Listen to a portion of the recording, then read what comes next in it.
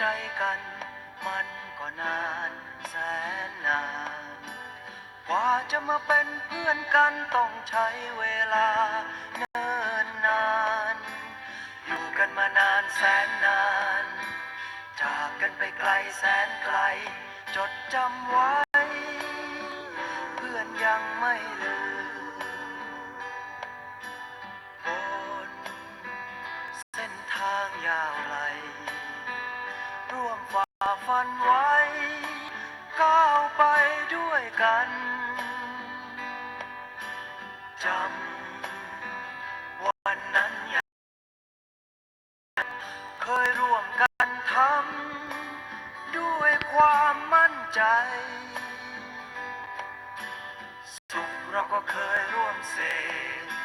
เจ็บเราก็เคยร่วมเจ็บจดจำไว้ถึงวันเก่าๆกว่าจะรู้ใจกันมันก็นานแส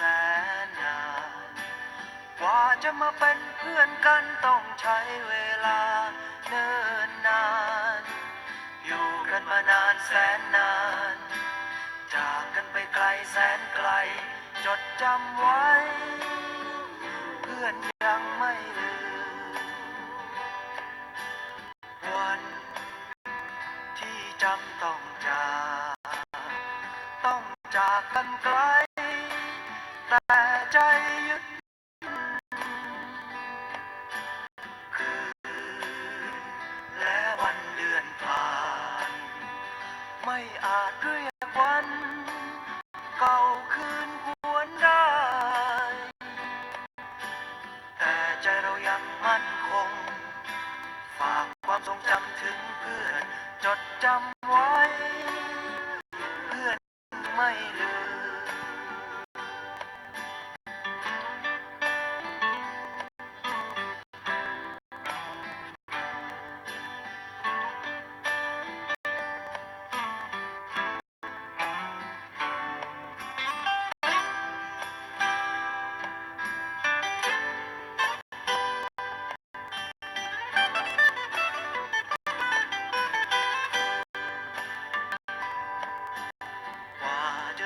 ใจกัน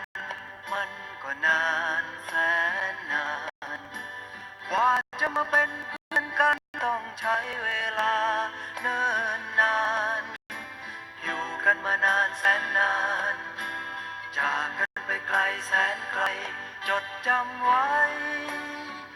เพื่อนยังไม่ลืมจดจำไว้ถึงวันเก่าๆ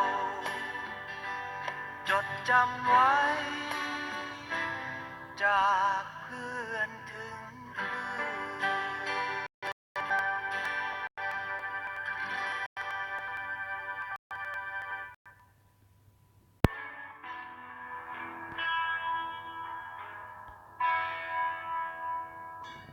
ปีสุดท้ายที่เขาได้เฮียนด้วยกันปีสุดท้ายที่เขาจะต้องจากกันผ่านการเฮียนผ่านวันเวลาจนทำให้เขาได้รู้จักกันได้เป็นเพื่อนกันจนวันนี้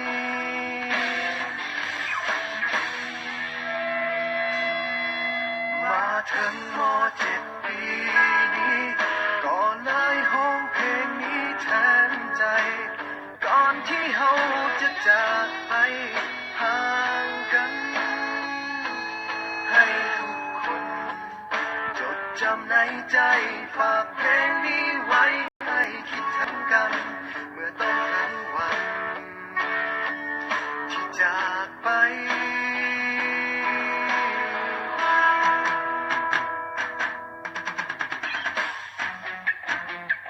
ก็เลยเขียนเพลงนี้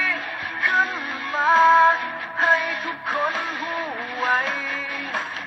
ออกมาจากหัวใจของเพื่อนคนนี้ถึงจะอยู่แห่งคนใดยังคิดถึงกันทุกวินาที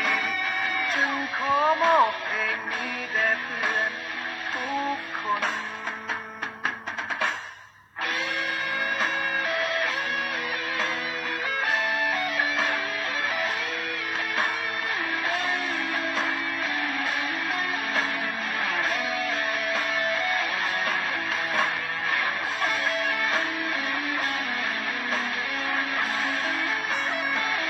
ก็เลยเขียนเพลงนี้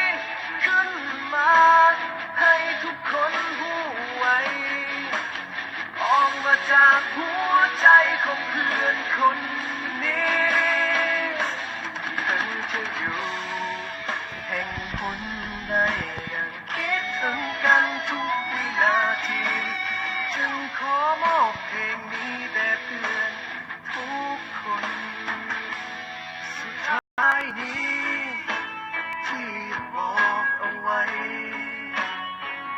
ถึงจะอย่างใดก็ยังมีคำว่าเฮาคำว่าเพื่อนในวันนี้จะบ่มีวันเก่าพวกเขาบ่เจ็บที่สุดท้ายคำว่าเพื่อนในวันนี้จะบ่มีวันเก่าพวกเขาบ่เจ็บปีสุดท้ายพวกเขาบ่เจ็บปีสุดท้าย